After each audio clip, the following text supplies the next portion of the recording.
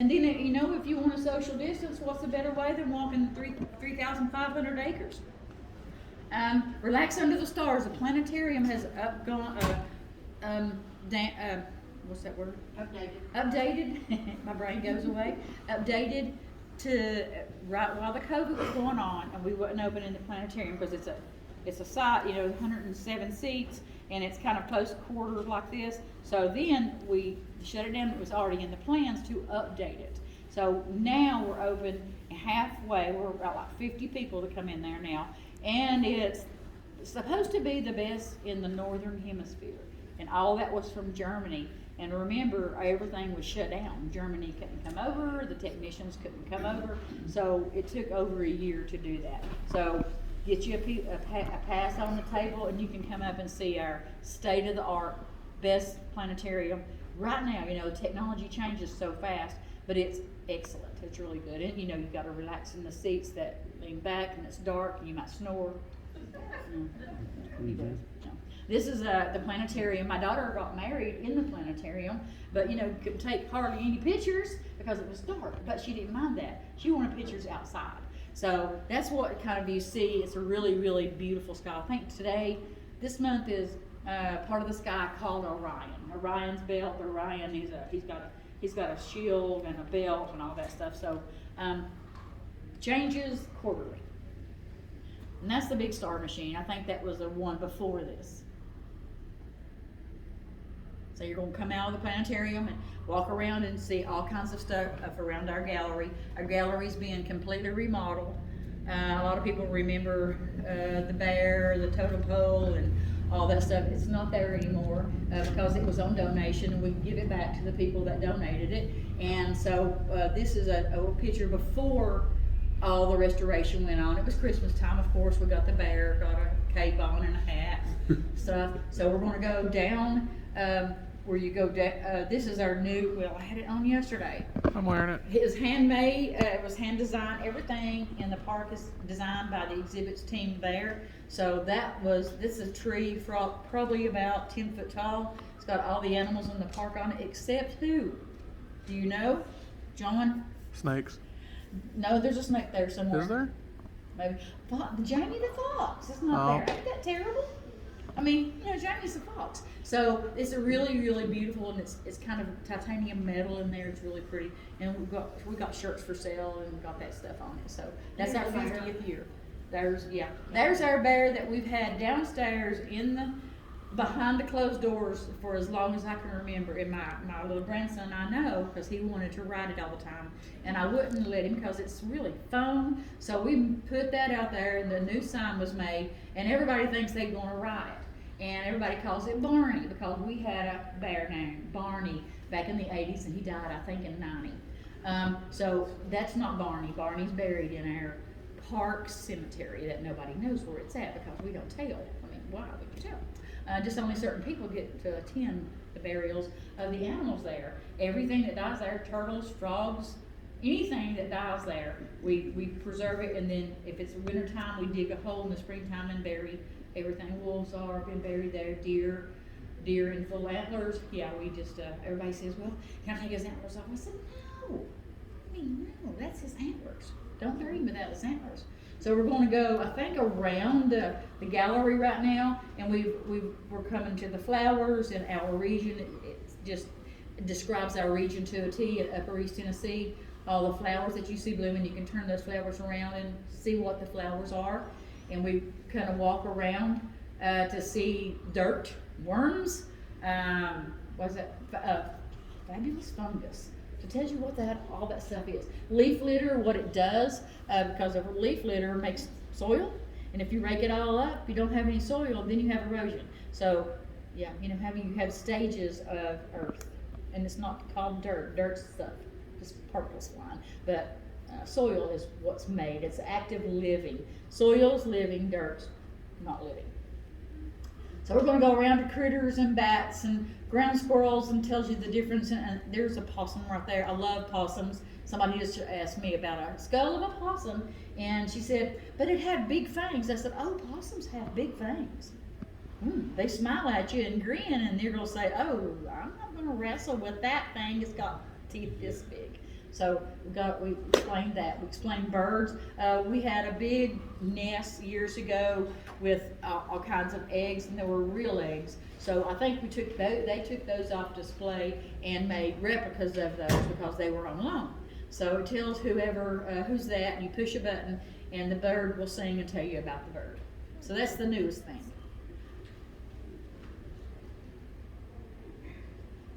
Okay, that's the sun going downstairs. It's brand new. It was put up about a month ago. That's one of my favorites because it looks just so earthy. And that's our symbol, the moon and the stars and the wolf paw. And I'm the wolf paw. I love it. So that's going downstairs. You used to go down the ramp and see nothing until you got to the bottom and you see a beehive. And then you turn left and you see nothing until you go downstairs. Now, all that stuff has been, this is butterflies, and tells you how butterflies form and shows you some butterflies, and you're walking on down. John's favorite part is the life of a honeybee. That honeybee is about this big, and all of her little hairs are made individually. They take it out of a paintbrush and glued in individually, because I saw them be made. Everything is homemade at the park, if it can be. That's how it's always been. So you can just take a journey through the honeybees and see how important our bees are. We got bee hives at the park, and just tells you all about the life cycle. We got honeybees right there. Usually we have like 4 or 5 in the summer on display, but we have more in the park. And that has a little magnifying glass so you can see the queen and see all the workings of the honeybees. Busy bee. Awesome. And that's an ultraviolet vision. Bees can see in ultraviolet because if you fly above the earth and see flowers that's not like really pretty, well, they can see an extra cone in your eye that sees ultraviolet light. So the flowers go, woo, to the shine. So you can push the button. I push the button in head. So John can take a picture of that, and it shines like ultraviolet light. That's how bees see all these beautiful flowers.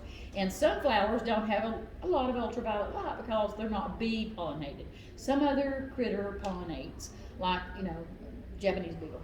They're not flying around and looking for beautiful flowers. Bees are. And it just tells you more about the bees and be responsible for what you do. Don't kill bees. Don't put all kind of poison on your flowers outside to control the weeds. The bees are eating that pollen because honey is what your flowers taste like to you. So can you imagine what they taste like to the bees? Yummy. I love honey. Honey's good, real good honey, not store-bought honey. If you get the real pure honey, you can take a teaspoon a day and cures a lot of things. And that's our rocks. That's Gail's favorite because she loves stones and rocks and all kinds of minerals. So that's all there. And then when you walk on down, I think we've got the dinosaur that was found in the Gray fossil site. So we have a huge fossil site there. And the watershed. Me and John's been working on the watershed 1.5 years. Since COVID, what are we going to do? We just have to take care of something. So we completely restructured the watershed. So we got animals in every single, how many? 1, 2, 3, 4, 5, 6, 7, 8. We've probably got about 8, 10 species of fish.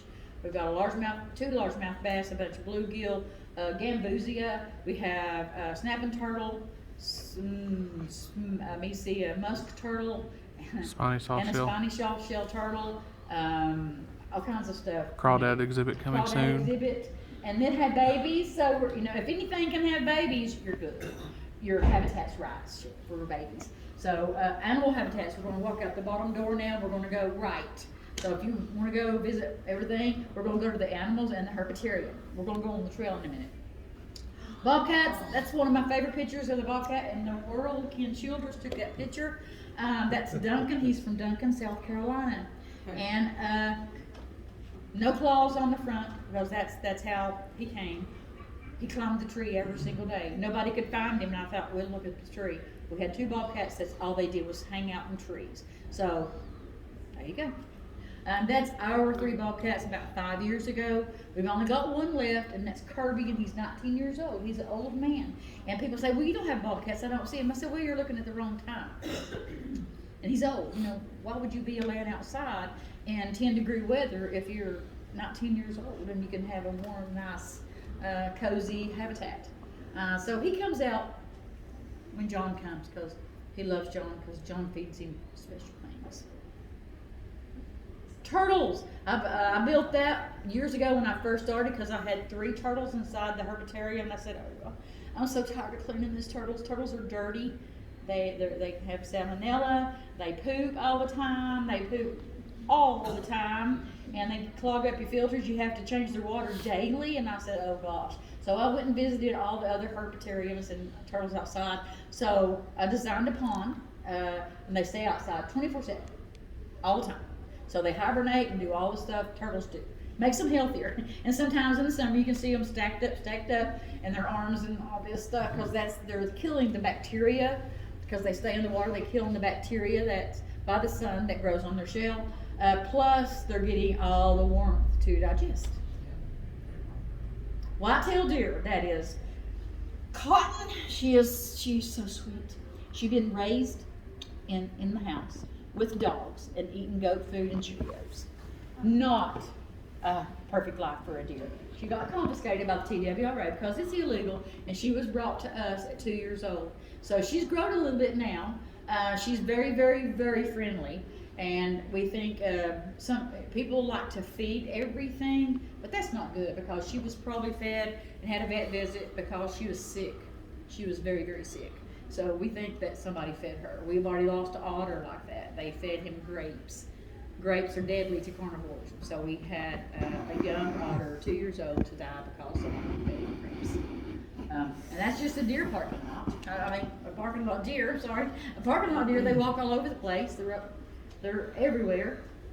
If we can keep people from feeding them for Pal's French fries or something. This is the herpetarium. This is one of my areas again. Snakes, turtles, frogs, salamanders. That's Jeremiah was a bullfrog, Jeremiah. And that's, what's his name? My gosh, my brain. I don't know, I can't remember. Edward, because he's got warts on his body. And this is a salamander we found. You know, Smoky Mountains is the capital of the world of salamanders. And Bays Mountain's not too far from from Smoky Mountains, so we got a lot. Mostly we got the greens. That's been studied because green salamanders are kind of not in the ground all the time.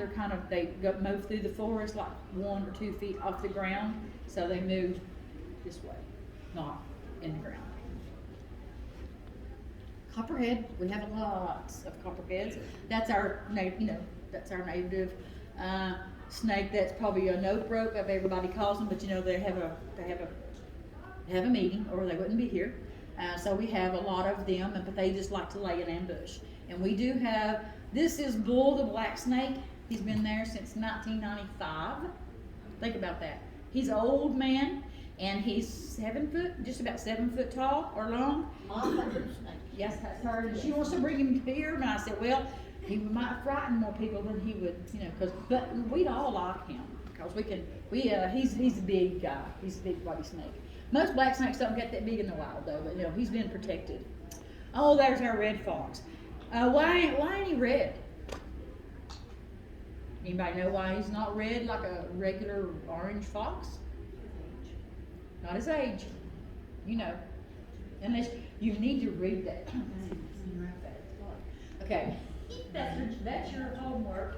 Okay, park goers, Okay, Jamie he'll be 5. He was bought legally at a fur farm, whatever. Not to kill, but to have as a pet. Remember, they're foxes. They don't smell well. I don't care what you do. It's kind of like having a skunk in your house, and you can't get rid of the smell. And they like to eat your walls because he's a fox. He's not a dog. They can't even breed and have puppies. Go back. Okay.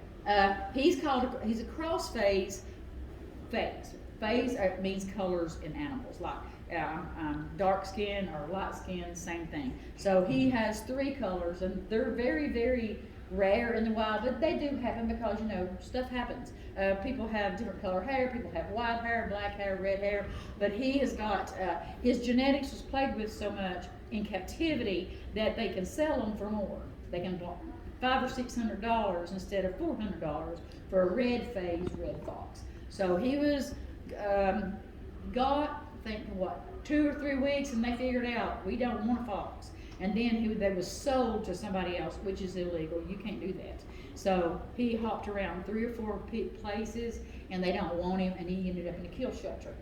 So TWRA called me, Rhonda, you want a fox? Of course I want a fox. I've got a pen ready. So after fighting 4 years with the city and saying, Rhonda, I need a habitat built, and I'm starting off it like that and raise my voice. But this year it's happening, hopefully. COVID happened, another COVID happened, no money, no nothing. So this time I've got the electricity and the water, and the pond's gonna be dug next week, and he's gonna be in a habitat with dirt, not concrete fox. So he's good. So his coloring is just orange foxes. 90% of red foxes are red or orange. Some of them are black, some of them are white, and some of them are like this. So that's just why they're called red foxes, because most of them are red. Beautiful.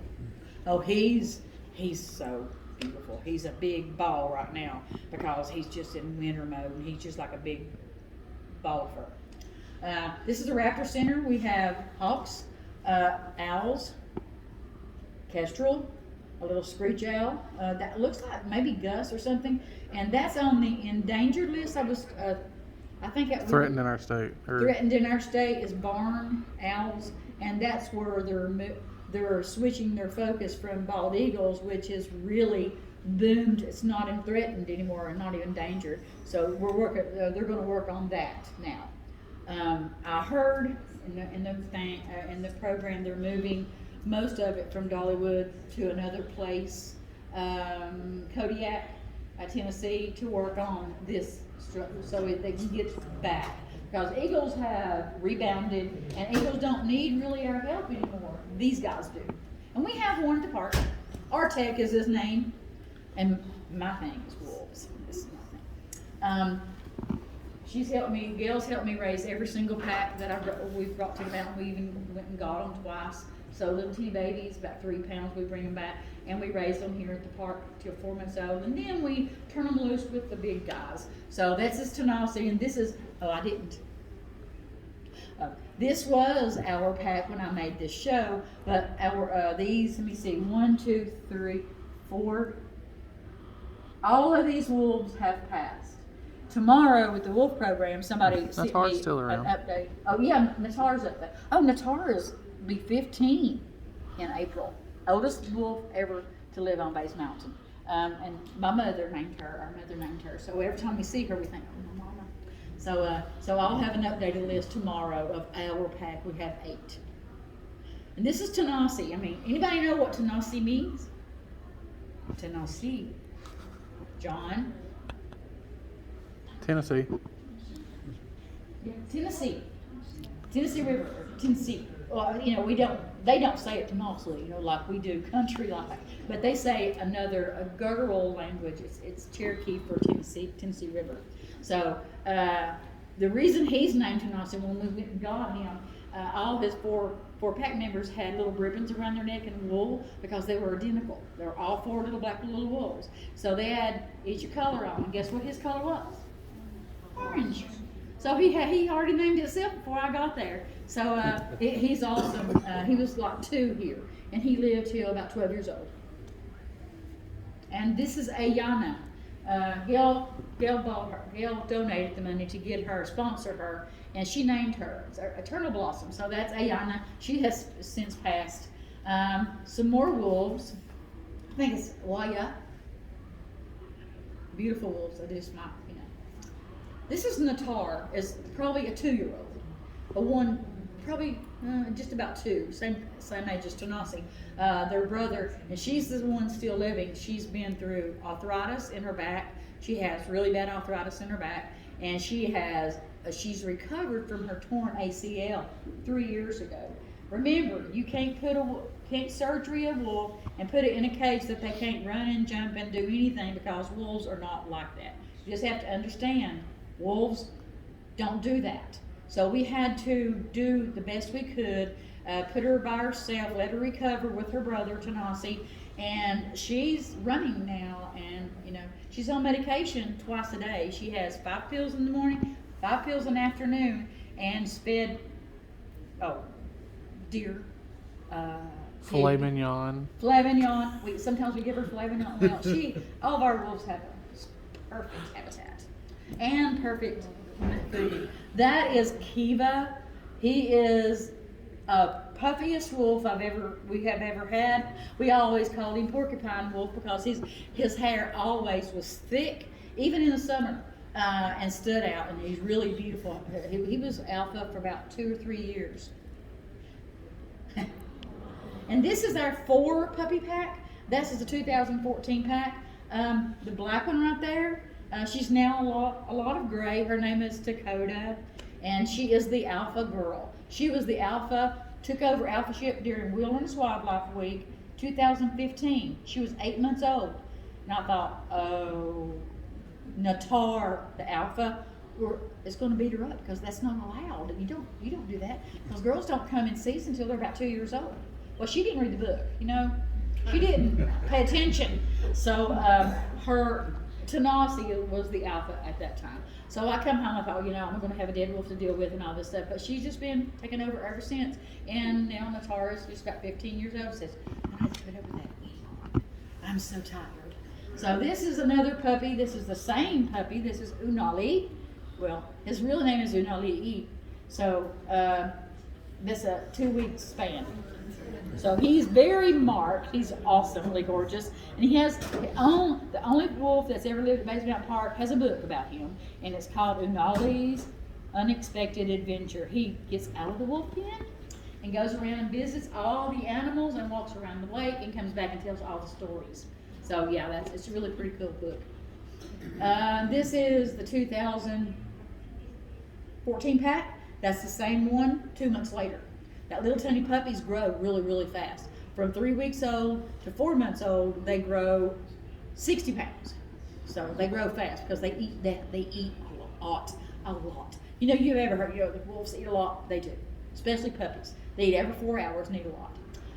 This is what John likes to do. John likes to drive the bars for me, because I've got a lot of back problems. I've got inserts and electrodes and everything in my back, so I can't push stuff off. He gets paid to come up there and just drive, and I just So this is the barge. This is our newest barge. It holds 50 people instead of 25. So we got occupancy now. I think we're up to 25 people now. During COVID, we're back up to 25. We clean after every... Last weekend when you worked, it was 30. They had upped us to 25 to 30. They up it or lower it to the guidelines. So that's the dam that was constructed in 1917. And then, we see the fishermen come. The older dudes, like my age or whatever, like to come early in the mornings. And because the kids come in on the woodwork about 11 o'clock. So they're off the dam, and then the kids can fish. And you can fish about till 12 o'clock. Remember, it's a nature preserve. We only allow fishing with no fish. Live bait or otherwise, but no little minnows. And we only allow it till 12 o'clock in the day. And then the fishermen are gone, so people can walk across safely with the dam. And you can only fish off the dam. You can't fish off lakeside or anything. And that's a really cool picture of an big old snapping turtle. So he looks like he come out of the hibernation like that. So they're covered with moss. They spend 4 months of their life in the middle, just right in the bottom of the lake. How do they breathe? They're not mammals, but they have lungs. How do they breathe? In the water, in the mud, 4 months. Not their mouth. The skin around the cloaca. That means butt breathing. Kids love that. So, yeah, they breathe. There's thin skin. They go home and tell their mom, you know what that ranger told me? That turtles breathe out of their butt. Well, they do. They're really thin skin around the cloaca, which everything comes out of like a chicken.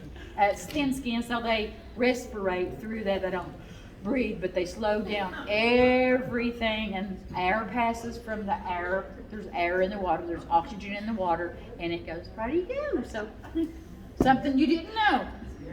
This is a beaver lodge. A lodge is different than a dam. A lodge is a house. A dam is what you make water pool up with. So we've got probably about 8 of these around the park or more. We really don't care because they cut down trees. It's okay. It's a nature preserve.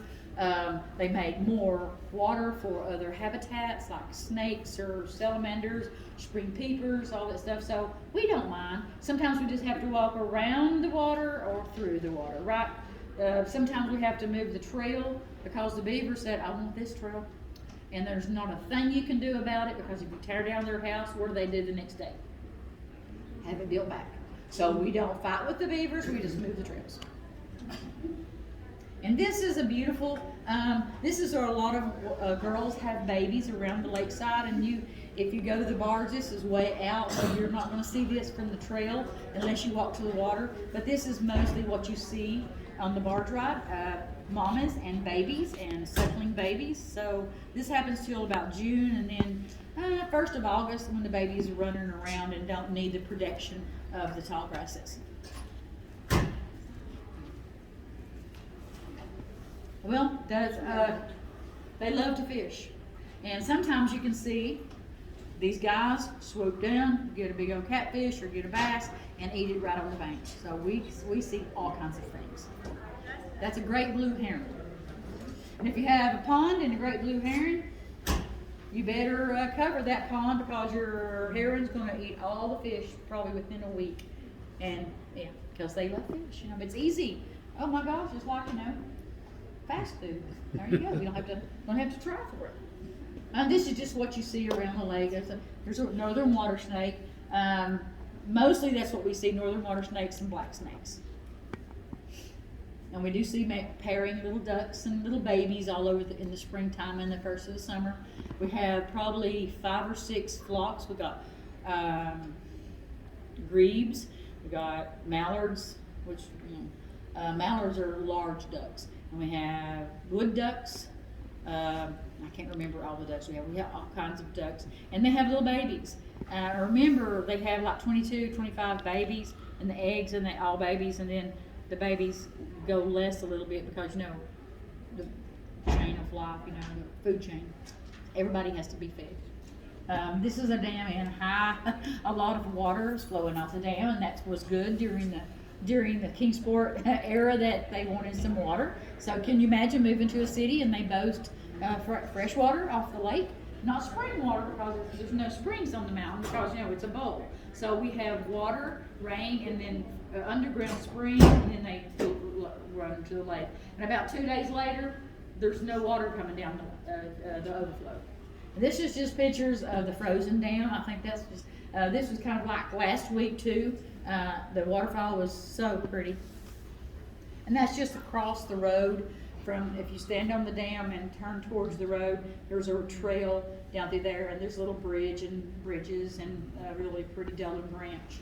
And old water structures, when you keep on, you're going down a little bit steeper and you're going to end up at the bottom of the mountain. No, our friend Now we're Jay going to hike Lakeside Trail. Hiking Lakeside Trail is 2.3 miles. Don't take too long.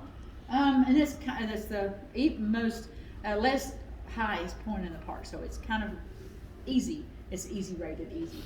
So some of the bridges across the lake, the deer don't get out of your way. That they own this place. They own this place. Turtles on this place. That's looks like a buoy because buoy turtles. 99.99% of turtles, and this is the state reptile, eastern box turtle.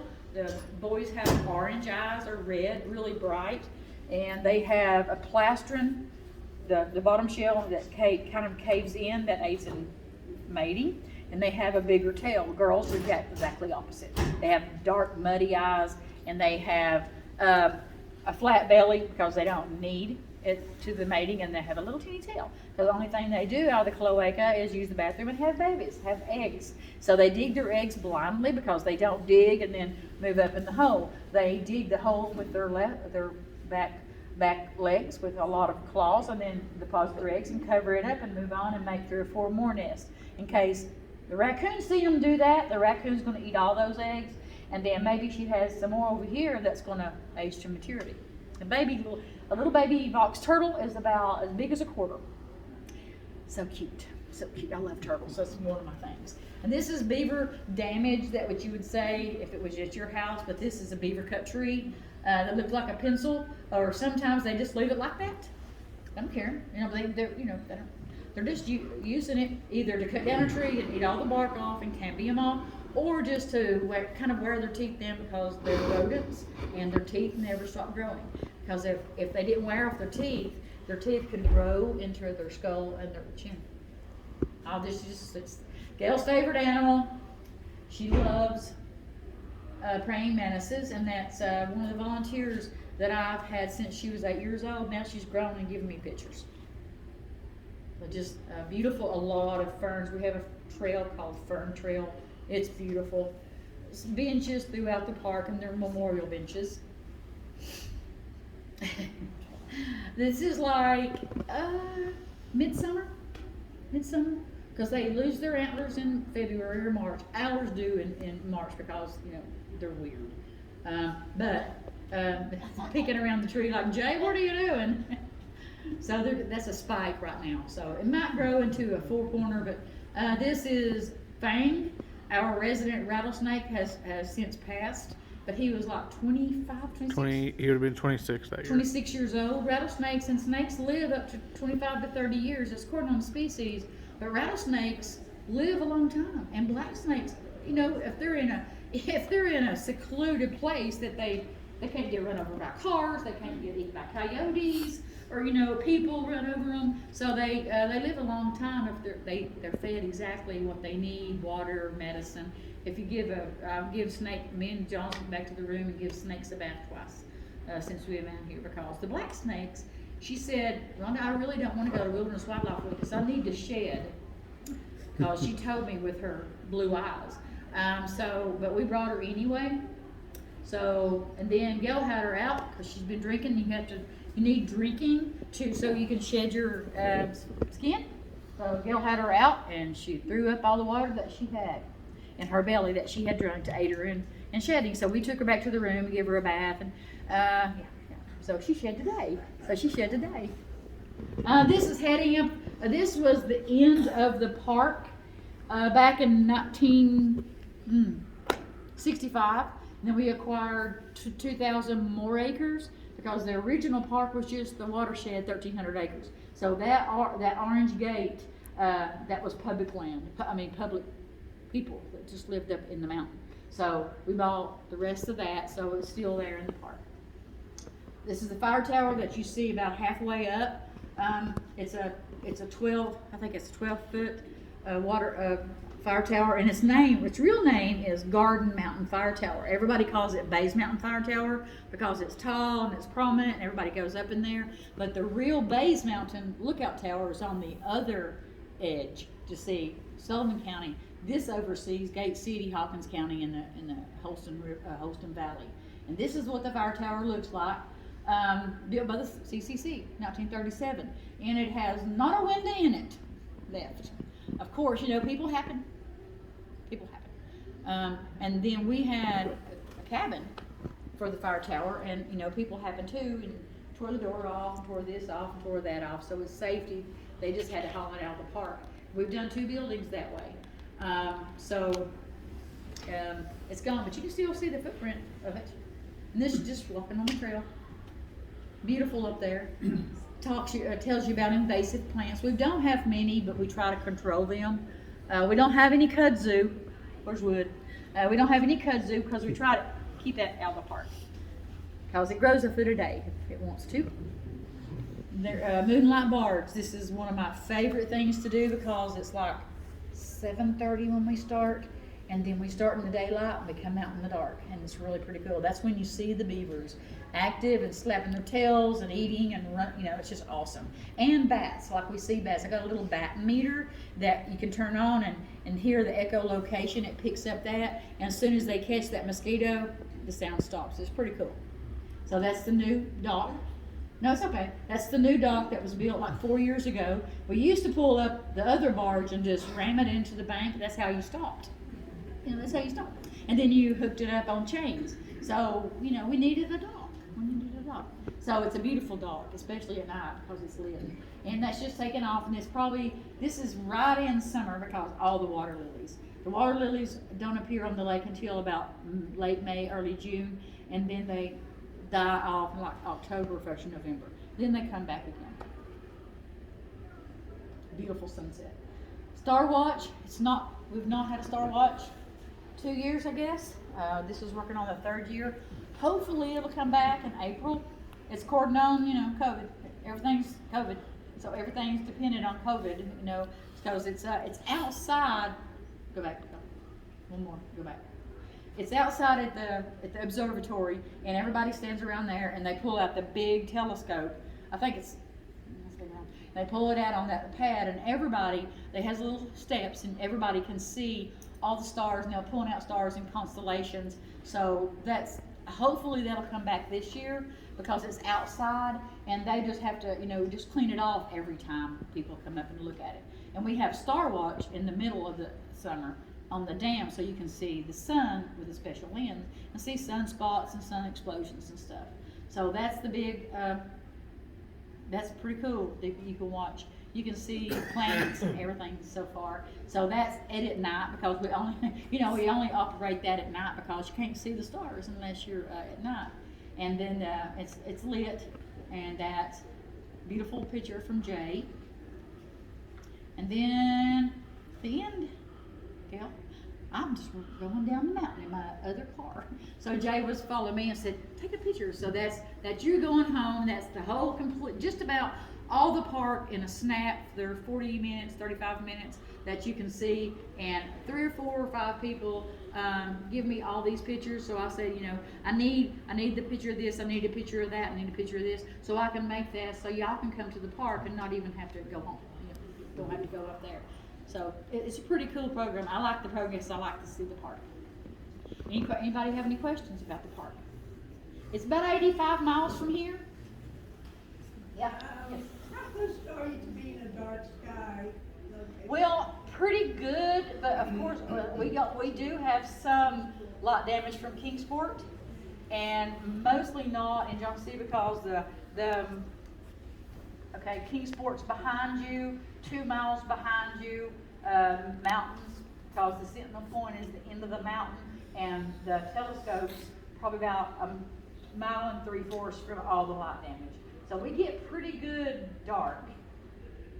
Not as good as Sneedville, say, because my husband's family's from Sneedville. We just sit outside and there's no light there. But you can see so many stars. But the new planetarium, I thought, I'll notice the difference because it was like, this so much more stars. And there's a reason for that, because they couldn't get the dome black. There's different colors of black, but this one gets blacker because the stars can shine better and you can see them better. I've seen more stars in this planetarium than I've ever seen in 23 years of the other planetarium, or 50, because me and my husband used to date there and take our kids there and all that stuff. So we've seen the planetarium show for 50 years, and this is the best by far because it's all digital now. It's got like 14 cameras and projectors. It used to have 3, so it's pretty cool. Anybody else? Mm-hmm. Yeah, thank you very much for your presentation. Well, thanks. Could you tell us a little bit more about the trails in the park? The trails, we have about 40 miles of hiking and biking trails. You can hike on every trail in the park, but you can't bike on every trail in the park. There's certain trails that you can mountain bike only. No street bikes. I mean, that would have a flat about half a mile. So there's maps on my table of all of that, and there's like 40 miles, and we go all the way down from the top of the mountain. It's really a bowl. We got this ridge and Holston River, and then you follow Holston River. You can go down in the park and down to Laurel Run Park on the river. We own all the way there. So we own extensive trails in the park. We own backcountry trails. There's no camping in the park unless you do at the primitive campsite I don't know, it's $20 a night, and you have to walk in, walk out. You can't drive anywhere. You have to walk everywhere in the park. So that keeps it really pristine for the animals. 40 miles, and there's all the trail systems on that map. Thank you.